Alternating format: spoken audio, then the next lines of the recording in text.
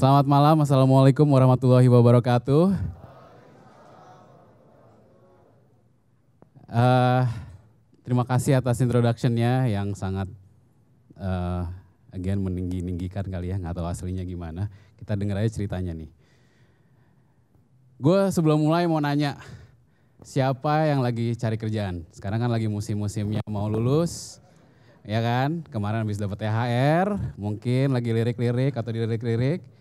Ngaku aja mungkin ya, angkat tangan. Nah, tadi kan Didi ngomongin tentang inspirasi. Kalau lo lagi cari kerjaan, lo bisa cari inspirasi juga lewat Inspigo. Jadi lo bisa dengerin konten-konten yang berhubungan dengan gimana sih bikin lo tuh supaya kelihatan lebih keren, memaximize value lo. Atau gimana sih cara memanage karir lo. Atau juga mungkin kalau lo ke job fair, lo mesti ngapain sih gitu. Kita memberikan tips-tips di situ dan juga kalau lo lagi baru masuk kerja, baru diterima, gimana sih caranya supaya bisa survive the probation period. Kalau lagi hiring, ada juga. Mungkin lo bisa belajar tentang millennials atau tentang people management dari narasumber-narasumber terkenal. Gue emang rada-rada shameless marketing ya untuk open ini. Tapi sebetulnya semuanya nih bukan agak sih, semuanya ini berkaitan story-nya. Jadi makanya gue mulai dengan Inspigo. Tadi udah dijelasin, Inspigo itu satu podcast platform yang isinya banyak konten inspiratif berbentuk audio, bisa didengerin kapan aja, di mana aja. Jadi lu bisa dengerin sambil naik ojek online, sambil naik kereta, commute ke kantor, naik mobil, pulang, sambil masak. Kebanyakan Inspigoers yang pendengar Inspigo kita bilangnya itu dengerin sebelum bobo gitu, menemani bobo mereka.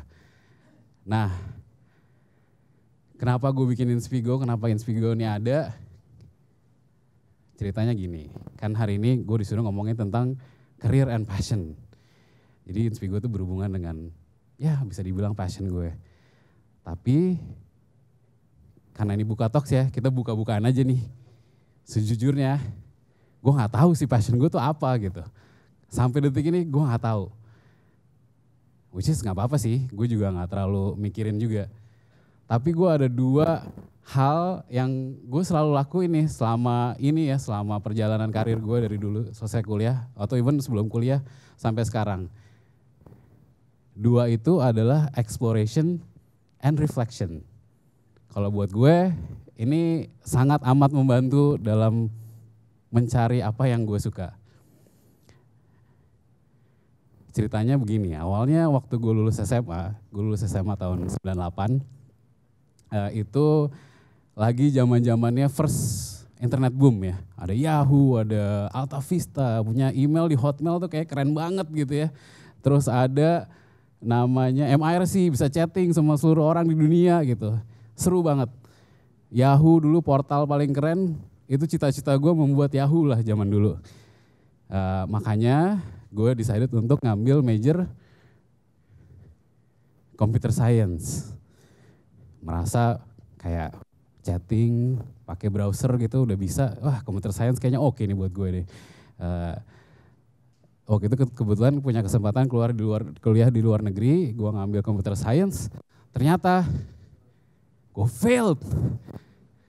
Gue dapet F, kelas computer science gue retake lagi, gue dapet F lagi, terus gue dapet agak lebih bagus terakhir, D, tapi ya tetap aja fail.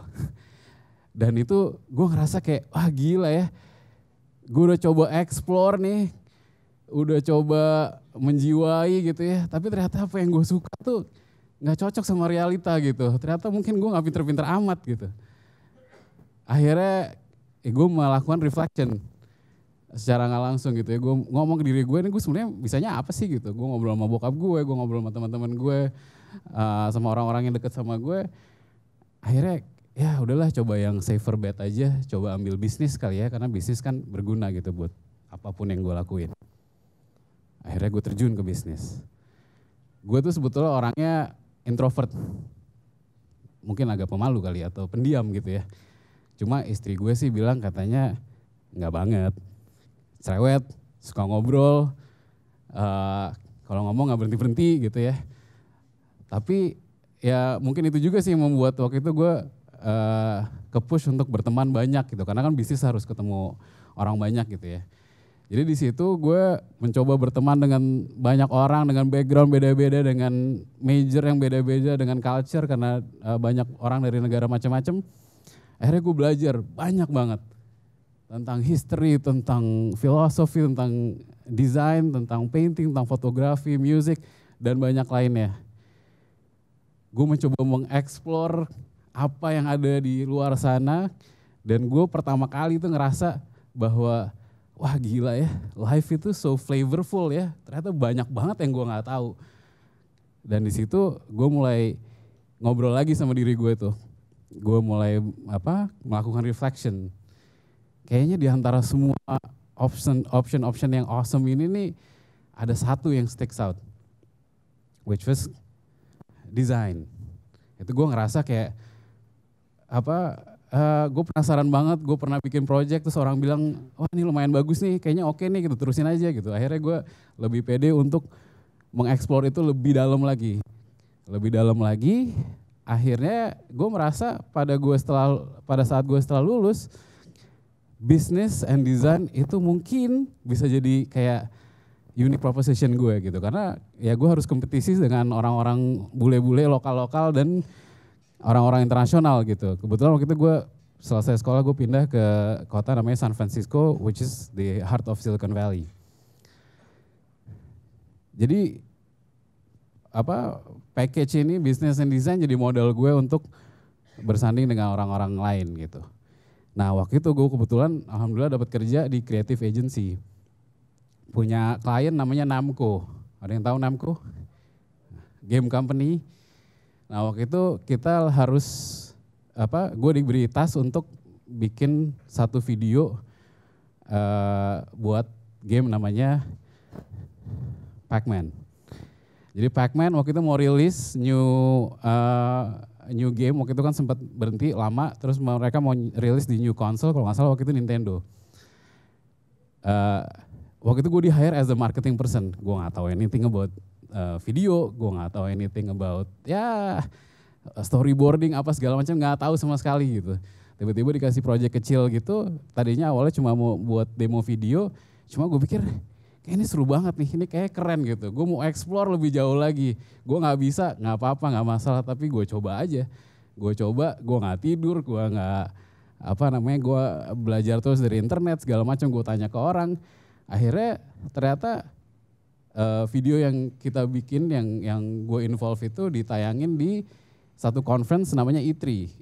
E3 itu kayak the biggest game conference di Los Angeles. Dan gue sebagai anak yang cupu gitu, anak marketing merasa kayak wah gila, akhirnya nih exploration gue ada hasilnya gitu ya. Ada sesuatu yang bisa membuat diri gue lebih pede lagi gitu. Dan itu juga ngelit ke exploration gue selanjutnya, which is gue gue kerja dengan game company namanya EA. Nah di situ ceritanya lumayan panjang, banyak exploration juga. Cuma intinya gue mencoba mengeksplor game industry itu yang tadinya gue nggak tahu sama sekali. Gue paling mentok-mentok main game Winning Eleven gitu ya. Gue bukan avid gamer. Jadi masuk EA itu kayak rasanya wah gila nih seru banget. Nah setelah gue di EA gue pindah ke agency lagi. Gue dapat satu project, kebetulan ini project freelance dari Amnesty International. Mungkin ada yang tahu Amnesty International, it's a non-profit organization. Gue waktu itu di challenge untuk bikin satu campaign untuk raise awareness orang-orang tentang Darfur, kejadian genocide di Darfur. Kan waktu itu ada pembunuhan massal, ini tahun 2005 apa 2006 gitu gue lupa. Intinya gimana caranya orang-orang itu bisa melek matanya terhadap si genocide ini. Nah waktu itu punya ide untuk membandingkan picture before and after.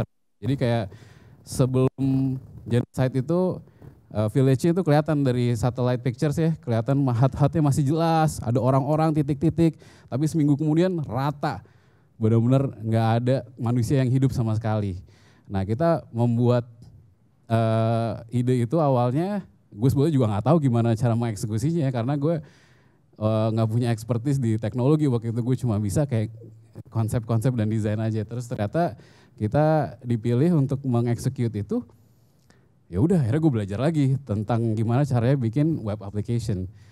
Nah itu again exploration lagi.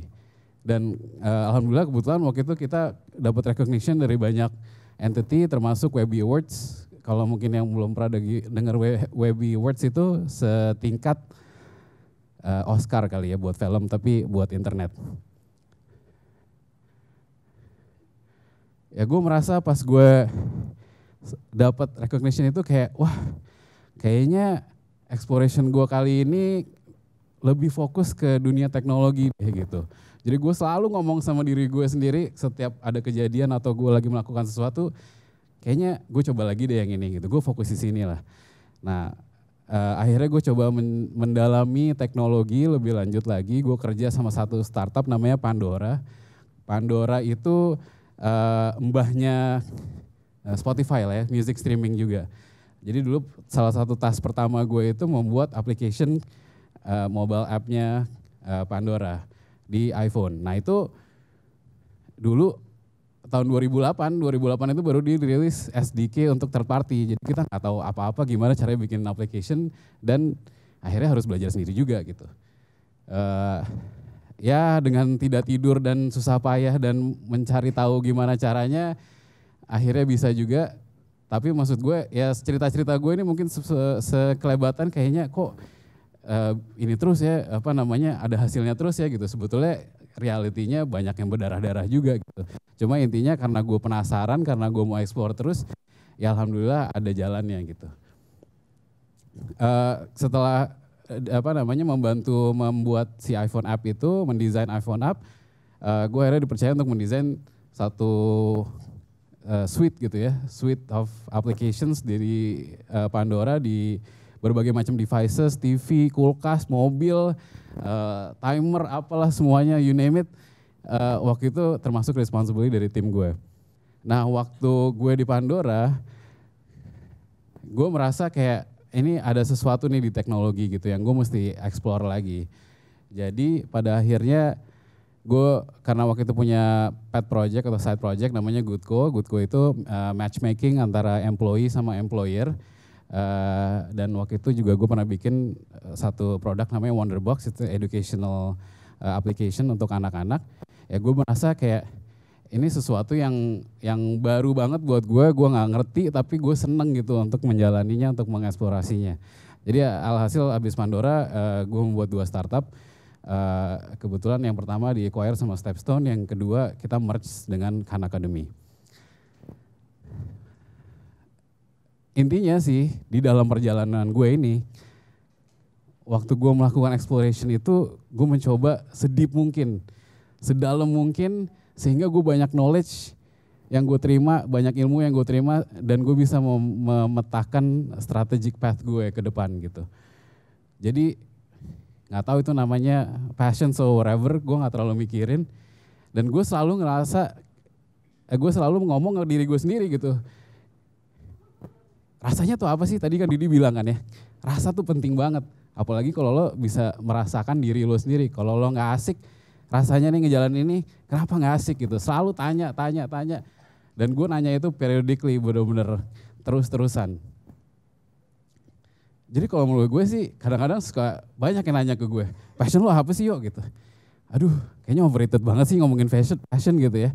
Gue juga nggak tahu nih dan gue sebetulnya juga bukan yang nggak mau tahu ya, tapi kayak udahlah explore aja gitu, cobain aja yang di sana. Kalau rasanya asik ya udah terusin gitu, kalau nggak asik ya udah nanti coba yang lain.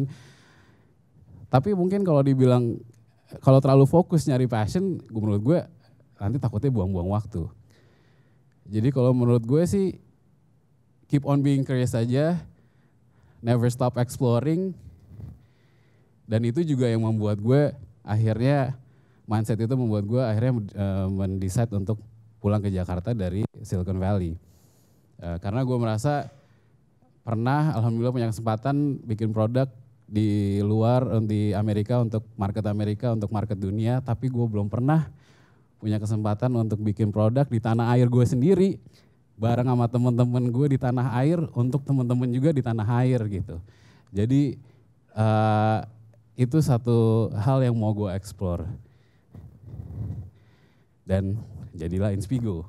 Nah, di dalam Inspigo ini kan banyak banget topik yang kita bikin supaya ya gue sendiri pribadi dan tim kita juga bisa terus bereksplorasi gitu ya.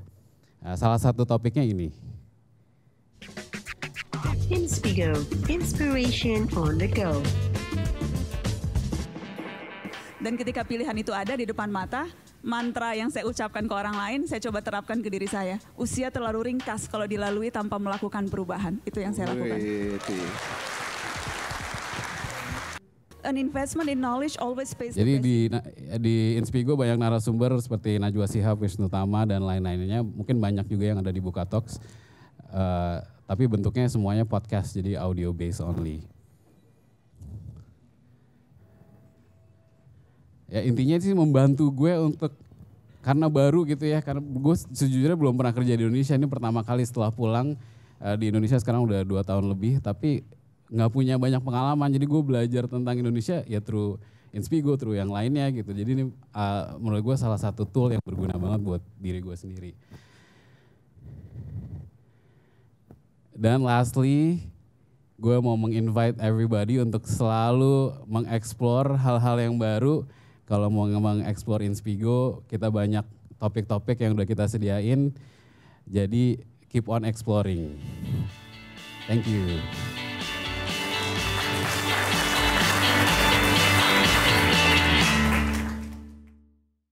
Buka aja Bukalapak.